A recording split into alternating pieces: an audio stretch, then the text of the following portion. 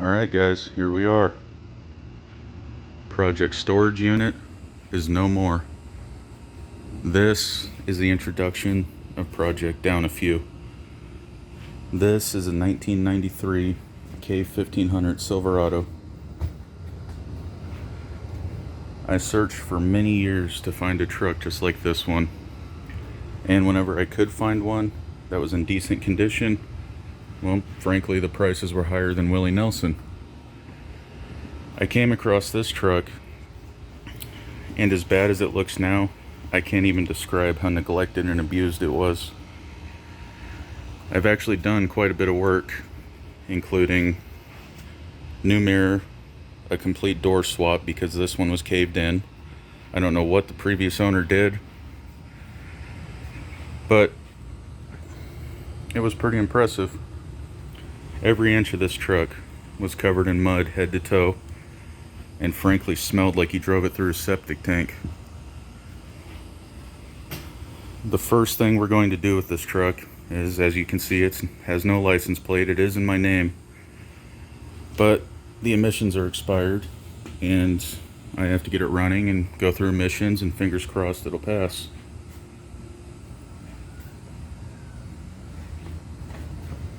And if you live in a state, a city, or a county that doesn't have emissions, I envy you.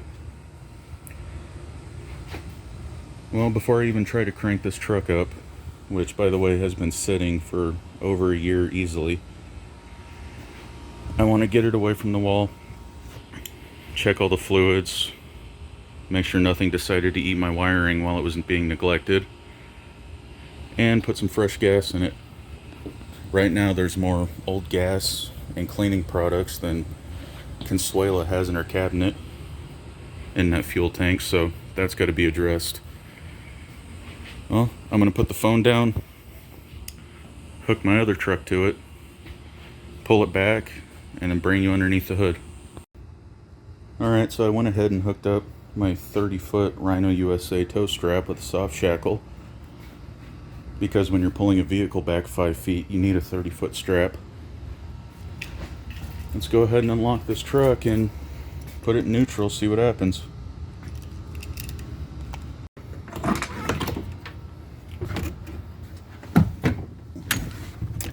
Do I have battery? Probably not. No way. Well, that gauge isn't very reassuring, but the radio works. Okay. Neutral, parking brakes off, fingers crossed.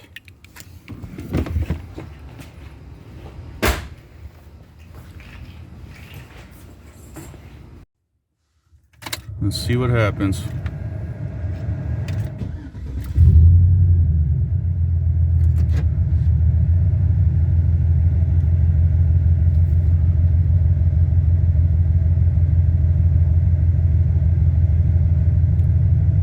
There we go, just got tight.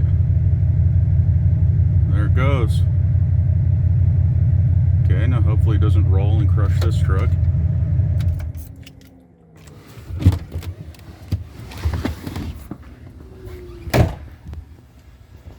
I have not been under the hood of this truck in months and months and months. Kind of scared to see what I find. There's a quick front end shot. I did put the newer grill on it.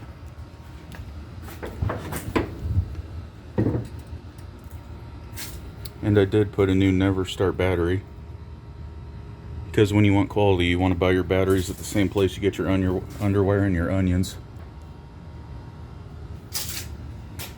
So the first part of the name Project Down a Few has to do with this. As you can see from the fan shroud and the midget engine, it's down a few cylinders. And don't get excited like I did and think that you got lucky with a Vortec, because apparently in 1993 they ran out of valve covers and put these on everything.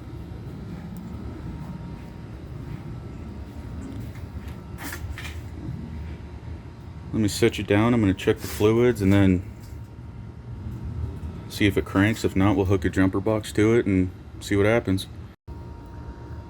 I have to say I'm pretty happy with that. I did change the oil before I parked it, so it shouldn't be that surprising, but it's always nice to see fresh oil. Let's see what we got in here.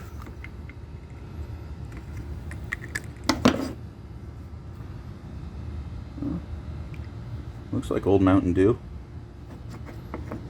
I'll take that.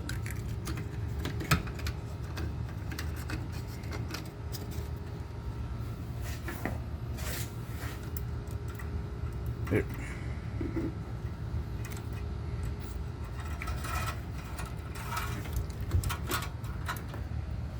As you can see, a professional electrician used to own this truck.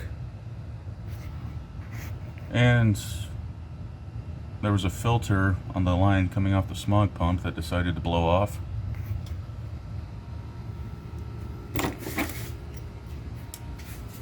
But it does have a K&N, so I mean, it still doesn't have any power.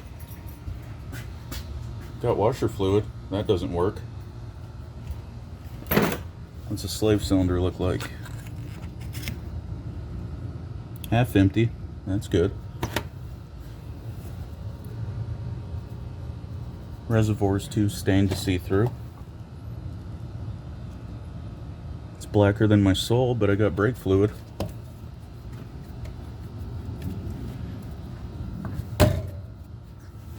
All the spark plug wires look good. Surprisingly good, actually. I don't see any damage. Let me check this side. Yep, I can't see anything down there, so... Oh, there we go. Looks surprisingly decent. Oh, there's an old ground just hanging out. It's got a block heater because you need those in Arizona. What do you think, guys? It's been sitting for well over a year. What do you think happens?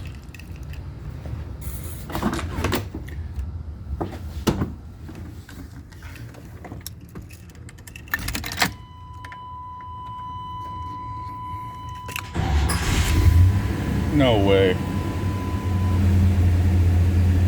No freaking way. This is why I will always be a Chevy guy.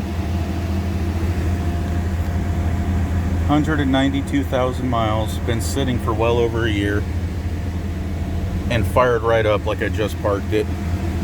It started quicker than my 2005 does. I'm impressed. It doesn't look like it on the RPM gauge, but it is running a little rough. I can feel a lot of vibration in the seat. And this interior, I will upload pictures of when I first got this thing. But this has made a complete turnaround from where it was. Still things to do, like an amazing window tint job has to be fixed. Door handle comes off, that's quick disconnect.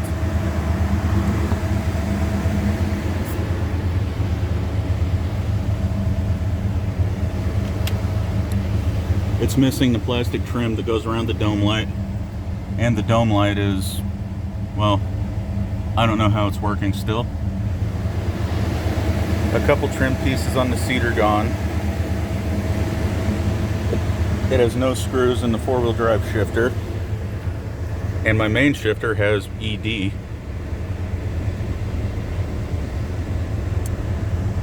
But this interior is, like I said, 1000% better than when I got it. So I'm going to let this run for a little bit. I'm going to put some of that fresh fuel that I went and picked up, because I'm sure the fuel in there is yellower than corn. I did put a new window regulator in it because, well, the glass was sucked down into the door when I bought it. Headliner's pretty decent, actually really decent. Let's watch that engine.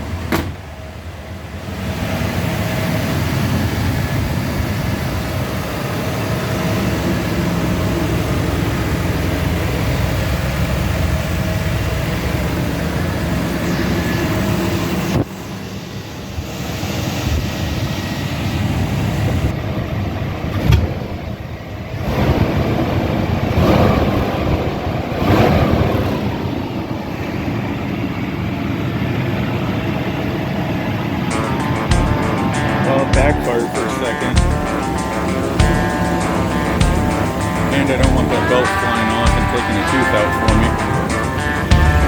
But running surprisingly well.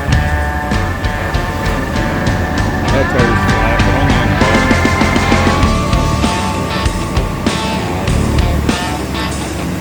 I'm impressed. Well, like I said, I'm going to put some fresh fuel in it. I'm going to let it run. I'm going to go ahead and fire up my compressor, bring that out. Put some air in these tires, go around, check everything. And put a temporary tag on it. Take it out for a ride. Maybe even do a 0 to 60 on it. But fair warning, I'll probably have to call FedEx for that because that'll take 3 to 5 business days. Alright guys, I'll be back. Figured I would show you guys this. You know how this happens.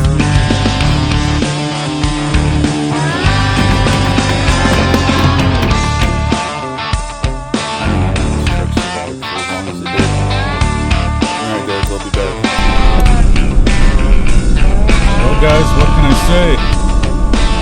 I got everything switched around. I got it pulled out of the driveway. I couldn't stand seeing how dirty and covered in cobwebs and grease and oil this thing was, so fired it up, took it to a local self-serve car wash, sprayed it down with my favorite cleaner, Super Clean. If you've never used that, it's a godsend. It'll eat through anything. And cleaned her up, and I've been driving her for a little bit now on the way to emissions, and it's driving kind of good. I still don't know how much faith I have that I'll get through emissions, but only time will tell.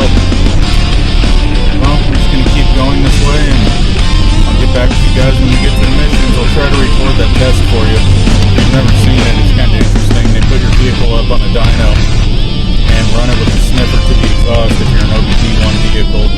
If you're OBD2, they just plug your computer into it, scan it for codes, check parameters, all that stuff.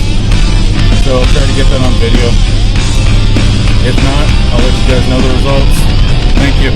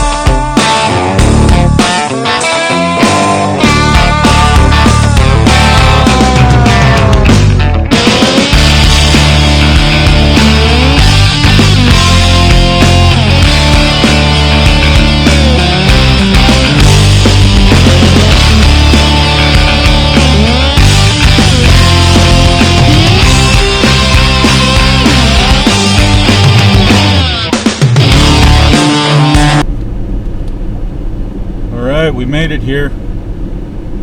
Truck didn't blow up, transmission didn't fall out of it, and I still have 4 tires, I think. I'll let you guys know after. We made it back, and I want to apologize to everyone because I meant to record the whole emissions process with the truck up on the dyno. But when you live in the 7th circle of hell known as Phoenix, Arizona, there's a common problem with cell phones and cameras overheating, and that's exactly what happened. It passed. I got my plates ordered and my registration coming, so no more driving on paper tags. If I can give you guys a quick rundown of my thoughts of it, well, first of all, these tires are called Pathfinders, but they should be called Rut Finders. I looked like Bruce Lee going down the road trying to keep it in my lane. Second, let's talk about the power. What power? This truck is embarrassingly slow, and I need to fix that. And lastly, the brakes. They're not good. As a matter of fact, the brake pedal has more give than my midsection. But other than that, it survived, and I'm ready to get going on it. I went and picked up my engine puller because in the next video I will be taking off the truck bed, replacing the fuel tank and the fuel pump, and doing a full frame cleanup. either that video or the one after it, I will be rebuilding all the fuel system underneath the hood, doing a full tune-up, and going over everything electrical underneath there. There will be a pathetic 0 to 60 video coming along, so keep your eyes peeled for that. That will probably be a separate video. I want to thank everybody for watching. Thank you for listening to me ramble and make a horrible first video.